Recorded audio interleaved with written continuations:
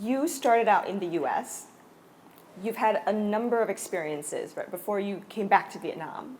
Yeah. When did you first think that Vietnam is, your next landing place, and a good one? Actually, growing up, never. So I was born and raised in the States, and my closest connection to Vietnam was my parents. Everything about Vietnam you learn at home. So the only time I get Vietnamese culture was in the home. But then as you grow up, go through high school, undergrad, the time that you spent at home and the time I communicated with my parents was less and less and less and less. So I never thought I was ever going to live in Vietnam. I have an older brother who, after his master's, came back to Vietnam and developed his art and his artistry. And he, one of Hong Kong-Pa's first music video was My Apologies.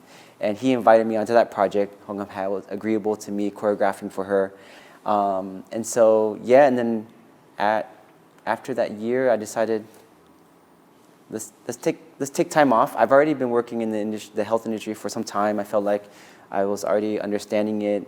I felt comfortable in it. And I think that feeling of being comfortable didn't sit well with me. Mm-hmm.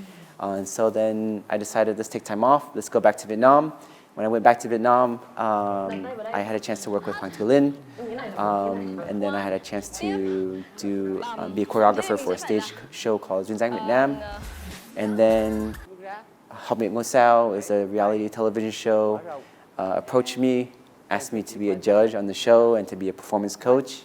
And then at the same time, my good friend and my good buddy here in Vietnam, Thầy Thanh Bùi, had a school called Soul Music Academy. Tan invited me to partner with him to develop the dance side. And so those things all kind of just helped me make the decision to live in Vietnam. It was the best time to do it.